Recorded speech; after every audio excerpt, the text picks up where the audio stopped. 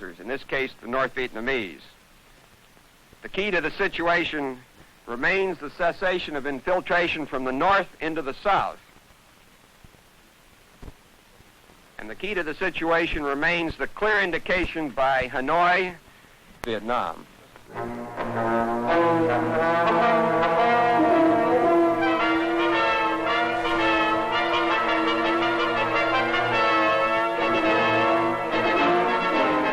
Camp Holloway at a place called Pleiku in South Vietnam. Here is found the price of peace, the cost of keeping America's commitment to freedom.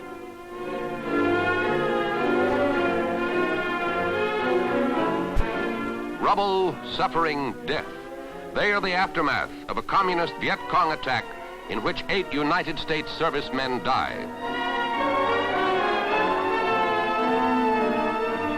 The tragedy of the deadly assault is symbolized by a single photograph in a broken frame. The Pleiku attack is one of 3 carefully coordinated raids that are regarded as the most serious test of wills since the Gulf of Tonkin incident in August 1964. Total casualties number more than 125.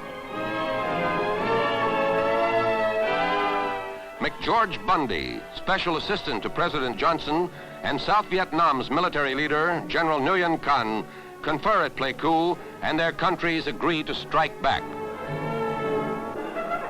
49 jets from the aircraft carriers Ranger, Hancock, and Coral Sea are sent aloft to carry out the retaliatory mission.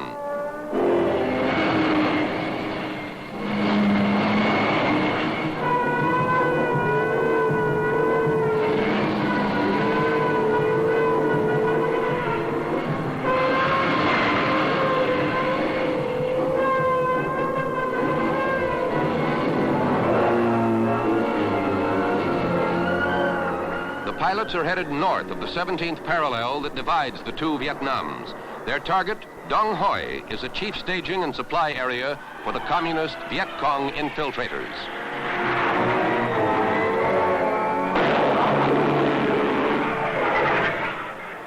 The U.S. planes are careful to keep their sorties within 50 miles of the border. President Johnson emphasizes that the airstrikes are not intended to widen the war.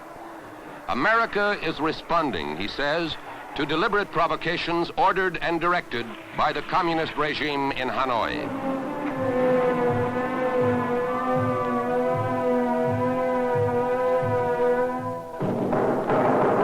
The first strike is followed the next day by another mission in which both American and Vietnamese planes and pilots take part.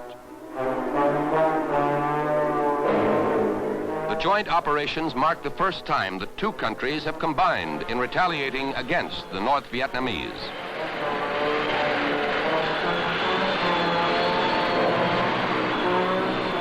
More than 150 aircraft participate in the raids, which are again centered on Dong Hoi.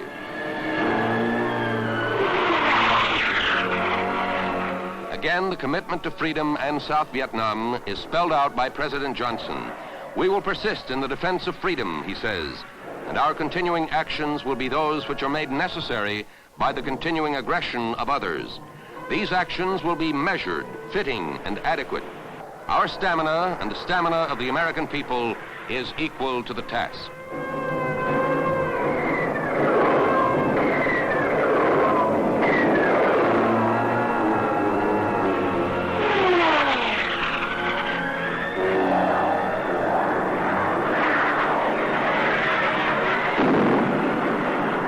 Sweeping over the Dong Hoi area again and again, the American and Vietnamese planes destroy 70% of their targets.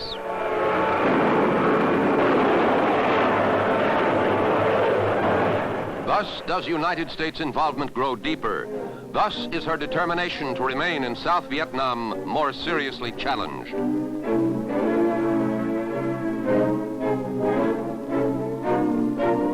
More than 400 American GIs have died in 4 years of fighting the communist Viet Cong. 25,000 are still waging the lonely struggle in the faraway land.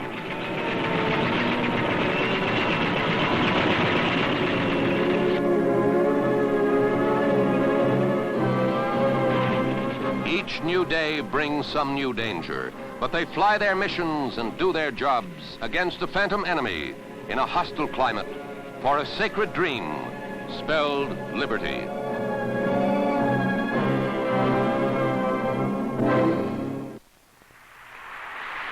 Washington, 1956.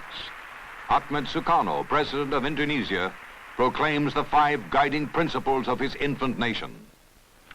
Immediately we had proclaimed our independence in August 45. We attached as preamble to our constitution the Pancasila. Panca means 5, Sila means principle. The Pancasila, the 5 guiding principles of our national life. Perhaps you know already what our Pancasila is. It gives us the 5 principles of our state. These are: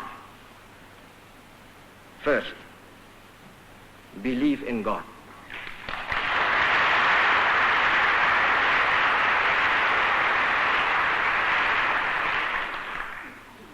Second, nationalism.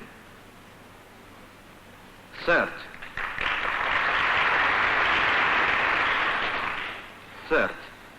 humanity.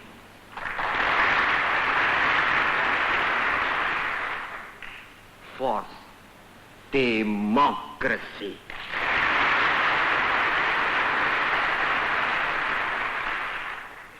Fifth, social justice.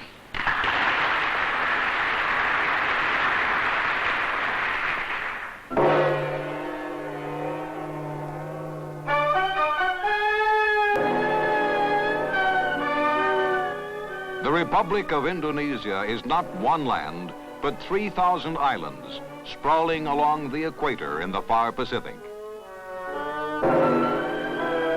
An agricultural nation that is also richly blessed with an abundance and variety of natural resources. Rubber from Indonesia makes up 1/3 of the world's supply. Her oil reserves are the largest in the Far East.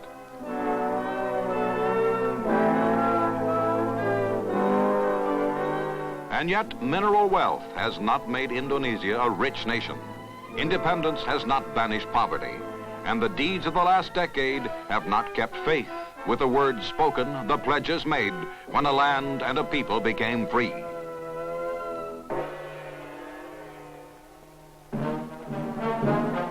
The Hague, capital of the Netherlands, December 1949. The end and the beginning. Indonesia throws off 350 years of colonial chains. Hopes are high, promises bright, as Queen Juliana signs the proclamation granting sovereignty to the islands of the Dutch East Indies. For Achmed Sukarno, the battle is ended, the victory is won. He has schemed and plotted, worked and prayed for this day. 30 years of struggle, many of them spent in Dutch prison cells, have made Sukarno a national idol, the hero of the liberation movement, the George Washington of Indonesia. When the new nation proudly raises her flag, there is only one choice for president. On August 17, 1950, with the Koran, Islam's holy book, held at the back of his head in traditional manner, Achmed Sukarno takes the oath of office as President of the United States of Indonesia.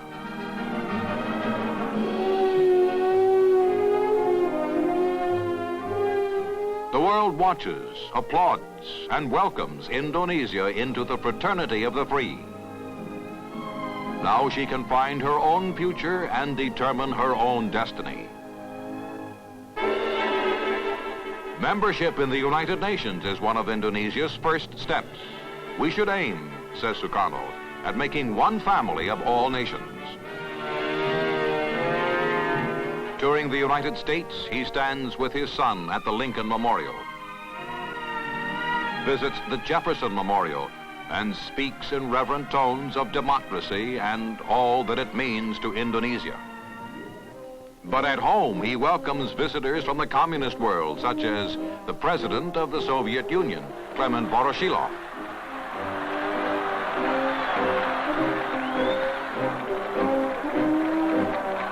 And when the Russian leader attacks America and her colonial cronies, Sukarno leads the applause. Со всякого рода наследием колониализма.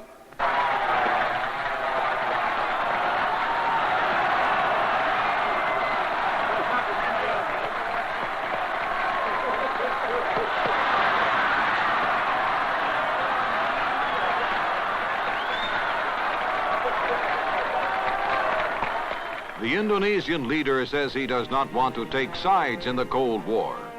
He attends conferences of so-called neutralist nations and listens as Tito of Yugoslavia and India's Pandit Nehru propose a policy of non-alignment. With Ethiopia's Haile Selassie and Archbishop Macarius of Cyprus, he joins in the political pact.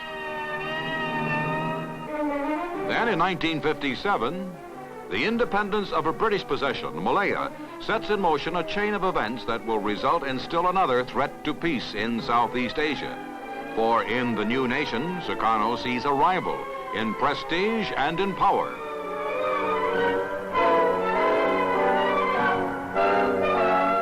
Still, when the nation of Malaya is born, she is only 1/15 the size of Indonesia in land area and in population. But she retains close ties with England, and Sukarno is suspicious, distrustful. The first Prime Minister of Malaya is Tengku Abdul Rahman, a staunch friend and ally of the West. In 1963, with the support of the people and the leaders of Malaya's mixed population, a federation of former British territories to be called Malaysia is proposed. While the move is approved by the voters, Sukarno launches a bitter attack on the proposal as a neo-colonial creation of England designed to encircle and overwhelm Indonesia. The results of the referendum favor the federation, with Tengku Abdul Rahman continuing as Prime Minister of the newer nation.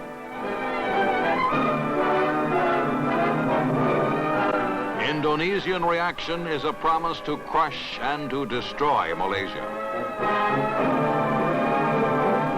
The four British colonies, Singapore, Sarawak, Brunei, and North Borneo, that merge with Malaya, create a country that is still only 1/10 the size of Indonesia in area and in population.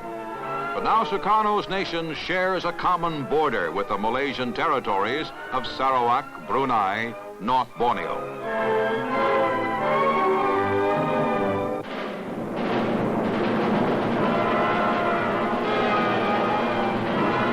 And Indonesia strikes against her neighbor, sending paratroopers on guerrilla missions, waging a deliberate, undeclared war of terror and aggression.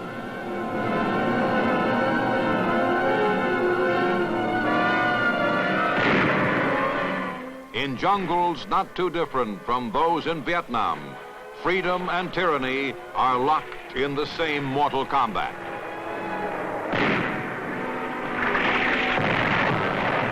The people of Malaysia who ask only to live in peace can find no peace.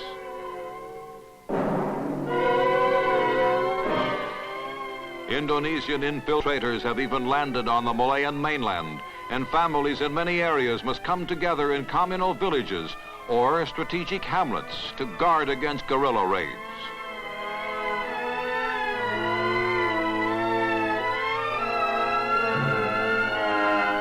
A life that is hard at best is made even harder. A people that have suffered much must suffer more. Still, Tengku Abdul Rahman remains steadfast in his allegiance to the West. We want happiness and peace, he says, but we are not neutral. We stand firmly with the free world. The free world, in turn, stands firmly with Malaysia, as Prime Minister Rahman and his nation seek to survive the relentless threats to their new and sacred independence. It is, like Vietnam, a commitment to be kept. Indonesia remains armed and determined. Sukarno trains his troops and repeats his vow, we will crush Malaysia. And as his guerrillas prepare for new air and land assaults, he takes Indonesia out of the United Nations, the first country in history to withdraw from the World Organization. The Pancasila, the 5 principles, belief in God, nationalism, humanity, democracy, social justice, remain